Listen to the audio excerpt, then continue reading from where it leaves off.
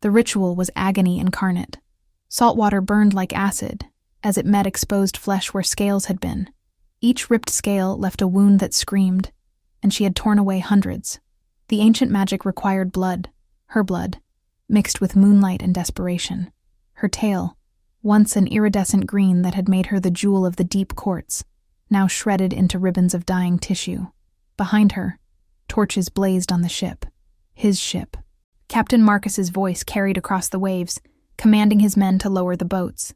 Find her. She cannot have gone far. She dragged herself through the surf with arms that had grown strong during 6 months of captivity. The beach seemed impossibly distant, though it was mere yards away. Her lungs burned. Air felt strange, too thin, too dry.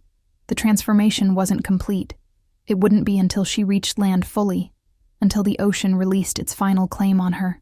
A wave crashed over her head, and for a terrifying moment, she forgot how to breathe this new way. Panic clawed at her throat. Then her fingers dug into sand. Real sand, not the shifting seafloor she'd known all her life, and she hauled herself forward with a sob of relief and pain.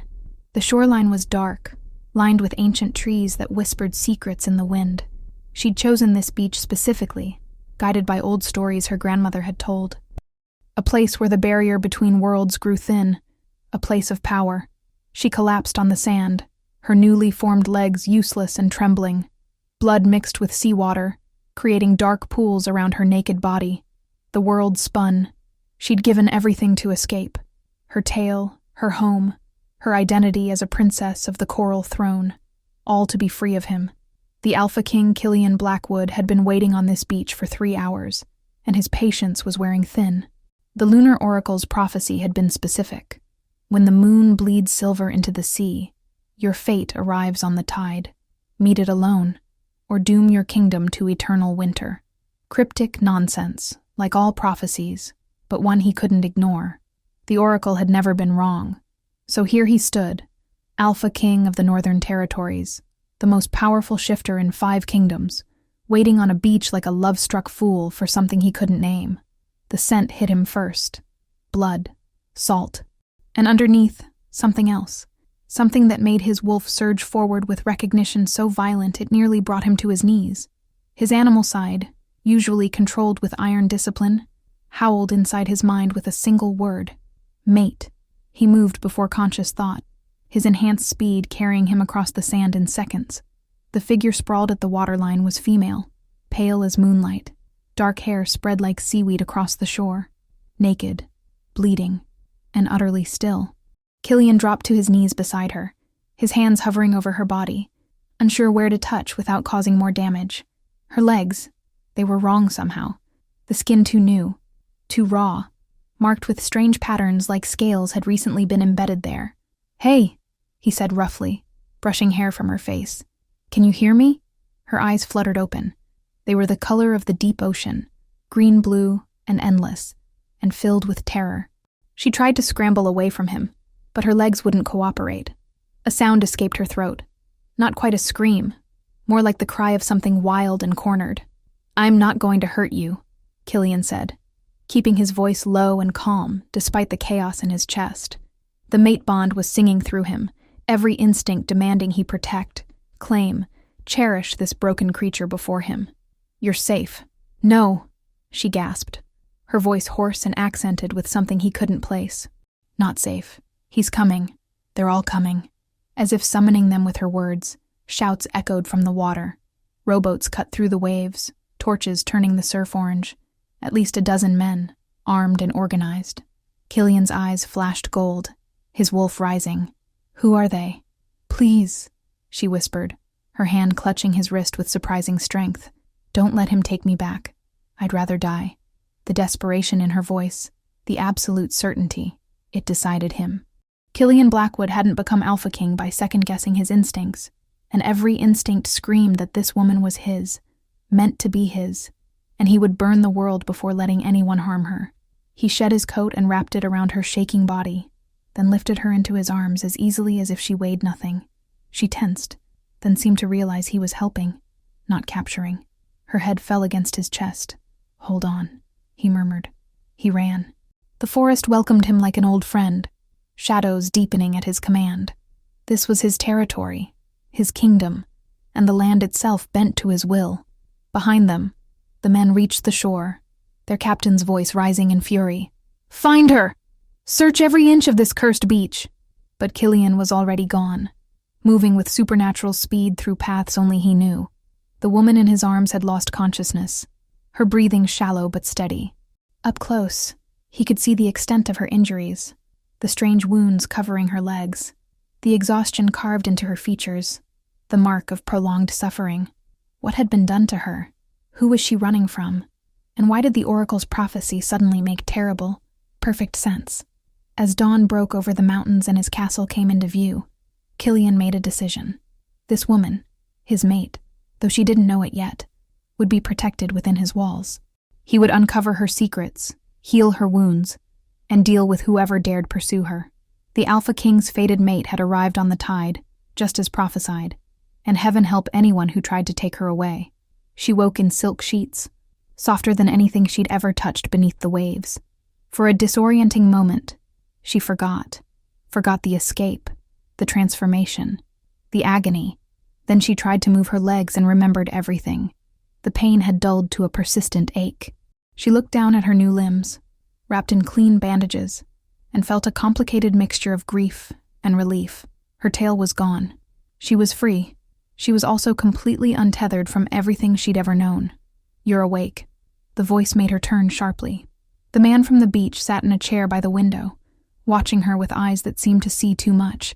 In daylight, he was even more imposing, tall and broad-shouldered, with dark hair and a face carved from stone and authority. Power radiated from him like heat from the sun. "Where am I?" Her voice was rough, unpracticed at forming these human sounds. "My castle, the Northern Territories." He leaned forward, elbows on his knees. "You're safe here. I've posted guards at every entrance with orders to let no one pass without my permission." "Why?" The question escaped before she could stop it. "Why would you help me?" Something flickered across his expression, too quick to read. "You asked me to." "And those men pursuing you," his jaw tightened. "I don't return frightened women to the men hunting them." She studied him, this stranger who'd saved her life. There was something about him that called to her, a pull she didn't understand. It made her deeply uneasy. She'd just escaped one man's obsession. She couldn't afford another entanglement. "I'm Killian," he said. "And you are?" She hesitated. Names had power, especially her name. But he'd earned some truth. "Cordelia." "Well, Cordelia." He stood, and she was struck again by his sheer size. "My healer says you'll need at least 2 weeks before you can walk properly. Your legs, the injuries are unlike anything she's seen, because they weren't injuries. They were metamorphosis, magic, sacrifice." "I'll leave as soon as I can," she said quickly. "I won't bring my trouble to your door. Your trouble is already at my door." His tone was mild, but something predatory flashed in his eyes. "Those men searched my beaches all night. Their captain is making inquiries in the coastal villages. He calls himself Marcus Tide-Turner, claims he's searching for his stolen bride." Her blood turned to ice. "I was never his bride. I didn't think you were." Killian moved to the door, then paused. "You're under my protection now, Cordelia. That means something in these lands. Rest. Heal. We'll talk more when you're stronger." Adaptation. The days blurred together in a haze of pain and small victories. Learning to walk was like being an infant again. Her new legs trembled and refused to cooperate, muscles burning with every attempted step. The healer, a kind woman named Vera, helped her practice in private, asking no questions about the strange scars that patterned her skin like ghost scales. Killian visited daily, always proper, always at a careful distance. Yet Cordelia felt his presence like a physical thing, a warmth that made her pulse quicken. She told herself it was gratitude, nothing more. She couldn't afford anything more. At night, memories crashed over her like waves. Flashback. 6 months ago. Marcus's hand had been gentle as he cupped her face, his smile warm. "You'll learn to love me, Cordelia. I'm patient." She'd been a fool, swimming too close to his ship during a diplomatic mission. Curious about the human world her grandmother had always warned her against. He'd seen her transform, seen her tail shimmer in the moonlight, and his expression had changed from wonder to possessive hunger in a heartbeat.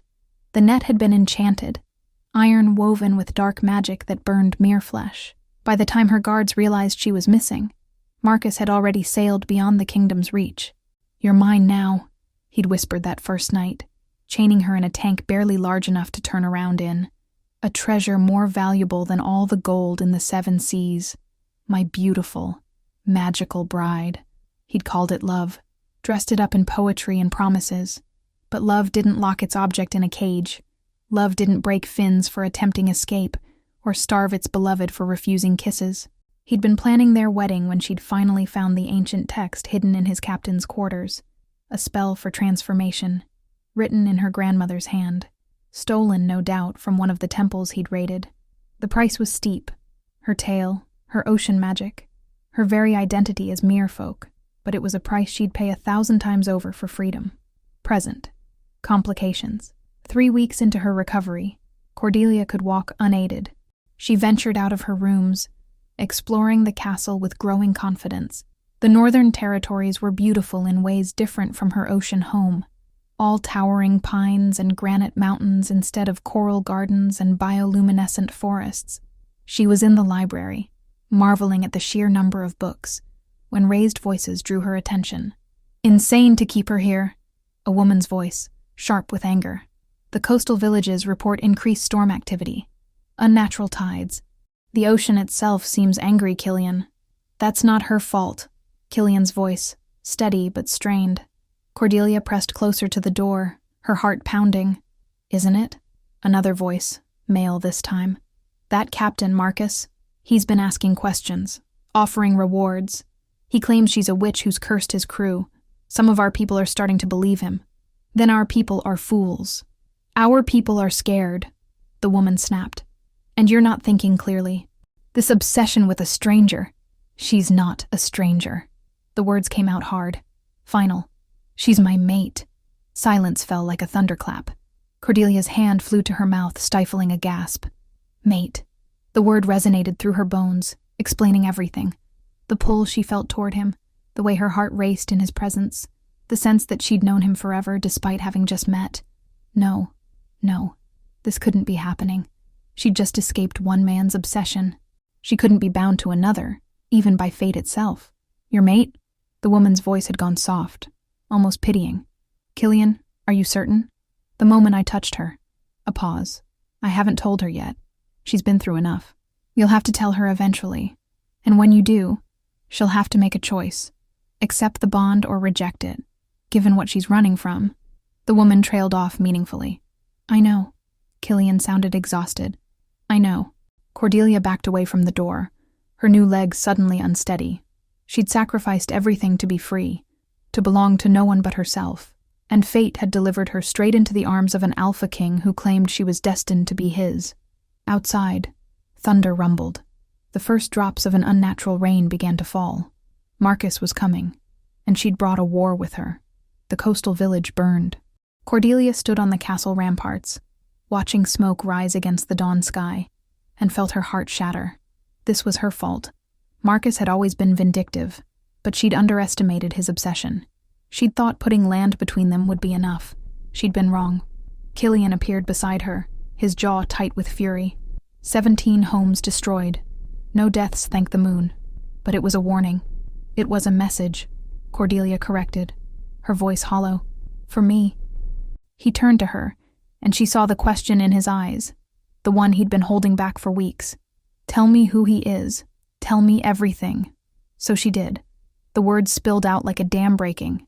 Her capture, the months of captivity, Marcus's twisted devotion that masked cruelty, the magic she'd used to escape, the price she'd paid, and finally, the truth she'd been hiding, that she was Cordelia Reefborn, princess of the Coral Throne, and that Marcus controlled enough ocean magic and mercenary loyalty to wage war on any kingdom that sheltered her. When she finished, Killian was quiet for a long moment. Then, "Your royalty." "Was," she said bitterly. "I gave that up when I gave up my tail. My father will have declared me dead by now. I can never go back even if I wanted to. And this Marcus, he's coming here." It wasn't a question. They both knew the truth. The unnatural storms, the aggressive tides, the reports of strange creatures gathering in the coastal waters. It was all building to something. "He won't stop," Cordelia whispered. "Not until he has me back or I'm dead. Killian, I need to leave. If I go, he'll follow me. Your kingdom will be safe." "No." The word was absolute, carrying the weight of an alpha's command. Cordelia's spine straightened instinctively, something in her responding to that authority even as she fought it. "You don't understand." "I understand perfectly." Killian moved closer, and suddenly she was intensely aware of him. His heat, his size, the barely leashed power radiating from every line of his body. "You're my mate, Cordelia." There it was, the truth between them, finally spoken aloud. "I know," she breathed. "I heard you talking with your advisors." "Killian, I won't be claimed like some prize. I just escaped that fate. I'm not claiming you." His hand came up to cup her face, achingly gentle. "I'm choosing you. There's a difference. And you get to choose too. That's what mate bonds are. A choice, not a chain." Tears burned her eyes. "If I choose you, if I stay, people will die. Your people. If you leave, you'll die. And that's not a choice I can live with." His thumb brushed away a tear. "So we fight. Together." Preparation. The war council was tense. Killian's generals spread maps across the table, marking the most vulnerable points along the coast. Cordelia stood among them, no longer the mysterious stranger, but an asset, someone who knew Marcus's tactics, his weaknesses, his prideful assumptions. "He'll expect a land-based defense," she said, pointing to the main harbor. "But his real advantage is the water.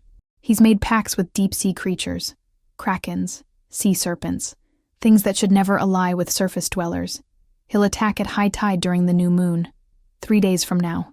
How can we fight an ocean?" one general asked, not unkindly but clearly doubtful. Cordelia met Killian's eyes.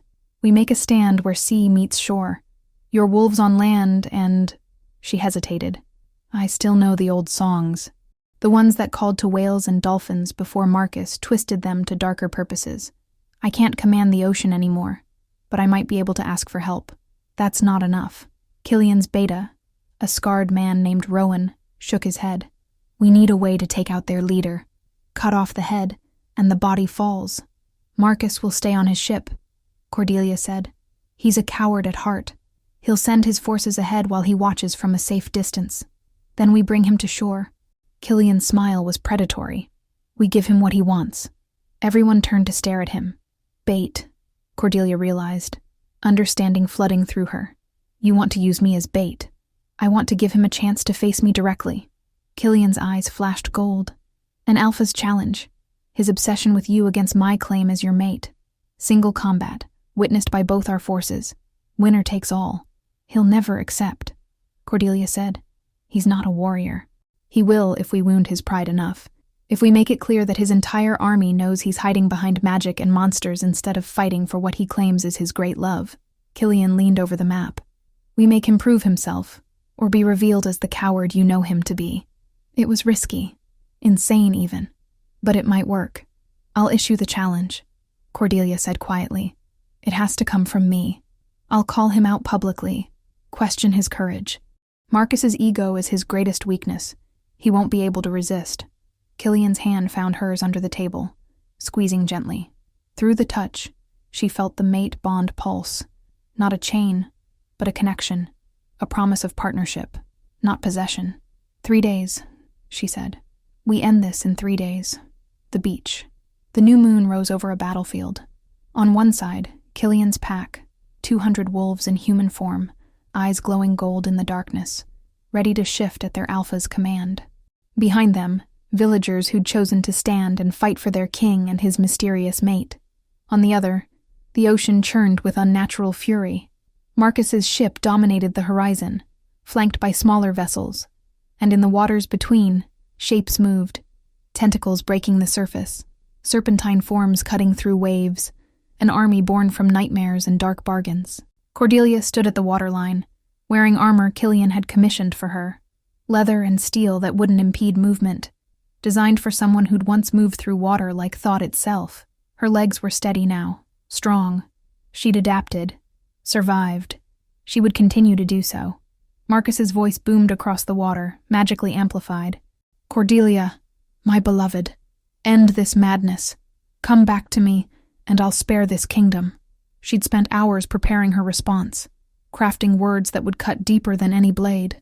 But in the moment, standing beside Killian with the mate bond singing between them, the truth came simply. "I am not your beloved," she called back. "I am not your captive. I am not yours in any way. I am Cordelia Reefborn, and I am free. You're a thief who stole what belonged to me." Marcus's control cracked, revealing the monster beneath. "You'll return, or I'll drown this entire kingdom, starting with your precious Alpha King. Then face him." Cordelia's voice rang with command, echoes of the princess she'd once been. "If you truly believe I'm yours, prove it. Challenge him for the right, or admit you're a coward who only fights from behind cages and chains." The silence that followed was deafening. Then Marcus appeared at the railing of his ship, and even from a distance, Cordelia could see his rage. "Very well," he snarled.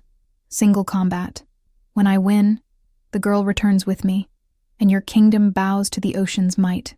"And when I win," Killian called back, his alpha voice carrying effortlessly across the water, "your army disperses, your dark pacts end, and you never speak my mate's name again." "Agreed." Marcus's smile was vicious. "Prepare to lose everything, Wolf." The fight. Marcus came ashore wrapped in stolen ocean magic, water forming armor around him, waves obeying his commands. He'd grown more powerful since Cordelia's escape, fueled by rage and obsession. Dark runes marked his skin, each one a price paid for unnatural strength. Killian shifted. His wolf form was massive, black as midnight with eyes like molten gold, ancient and powerful, an alpha in his prime.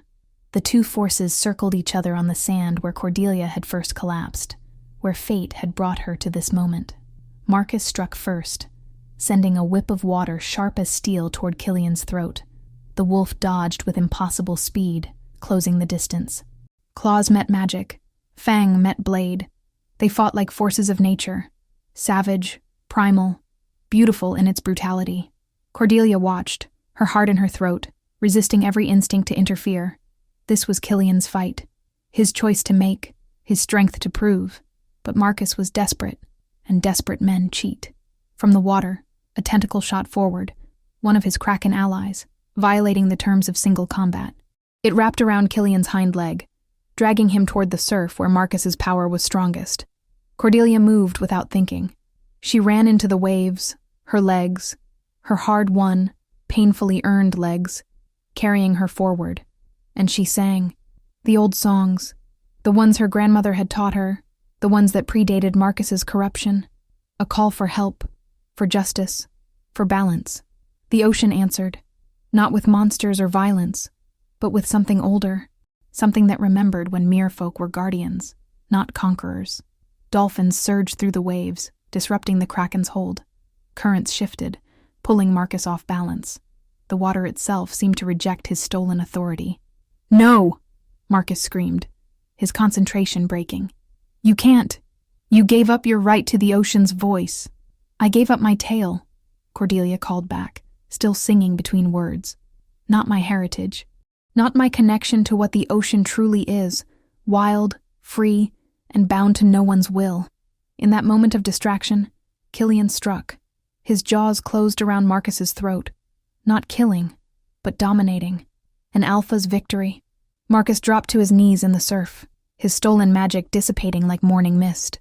"Yield," Killian growled, his voice carrying even through his wolf form.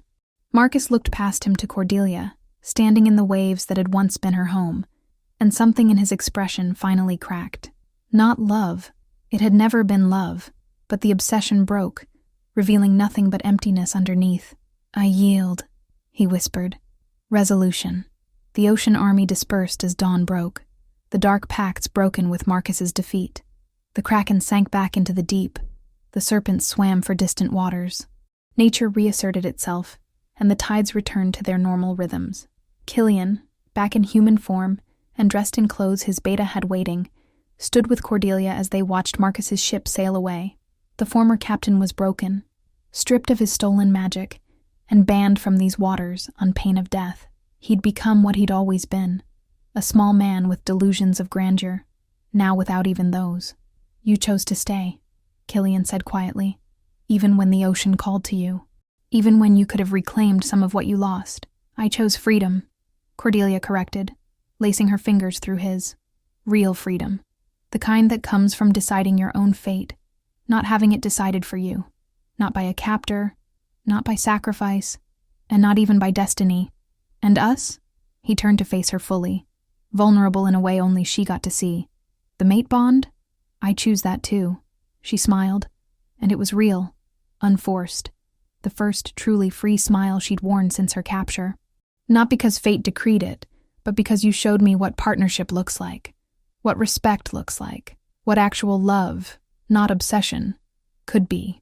Killian kissed her then, soft and reverent, and through the bond she felt his joy, his relief, his absolute commitment to her choice remaining hers, always.